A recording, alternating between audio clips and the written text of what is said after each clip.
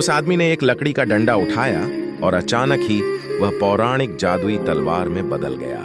यह देखकर इवान ने धीरे से अपना हाथ बढ़ाया और जादुई तलवार को छुआ। अगले ही क्षण तलवार से एक शक्तिशाली आभा फूटी, जिसने युद्ध में उसकी दुश्मन को पल भर में समाप्त कर दिया और उनकी पूरी युद्ध यात्रा ध्वस्त कर दी। इस स्थिति में घबराकर इवान ने जादुई तलवार दानव को सौंप दी। लेकिन जैसे ही इवान ने सोचा कि दानव अपना वादा निभाएगा और उसे वास्तविक दुनिया में वापस भेज देगा, उसी समय राजा अचानक प्रकट हुआ और अमृता के पत्थरों पर सौदेबाजी करने लगा। उसी जादुई शक्ति के कारण इवान को आखिरकार समझ आया कि दानव की असली इच्छा अमृता वाले पत्थरों को पाना ही थी।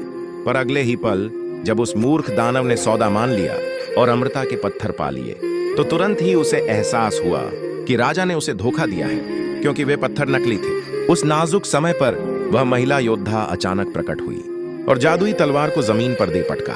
इवान ने मौका पाते ही सैनिकों से बचकर तलवार उठा ली, लेकिन जैसे ही सबको लगा कि वे मौत से नहीं बच पाएंगे, इवान ने किसी पर हमला नहीं किया।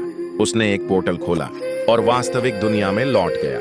ठीक इसी वजह से वापस लौटने के बाद इवान पर रोज आरोप लगाए जाने लगे। जब भी उसने फिर उस जादुई दुनिया में प्रवेश करने की कोशिश की, वह घायल हो जाता, यहाँ तक कि उसे पुलिस थाने तक ले जाया गया, क्योंकि लोग उसकी अजीब घटनाओं पर शक करने लगे थे। इवान पूरी तरह परेशान था।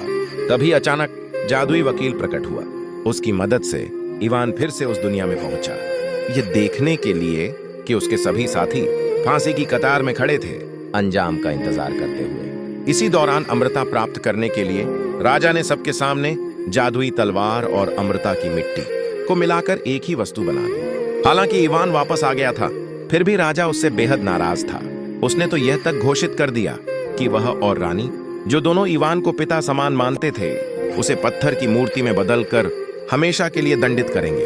इस क्षण इवान को साफ समझ आ गया कि वह राजा का सामना नहीं कर सकता, इसलिए अपने साथियों को बचाने के लिए वह एक ही रास्ता चुन सका, अपनी जान जोखिम में डालना।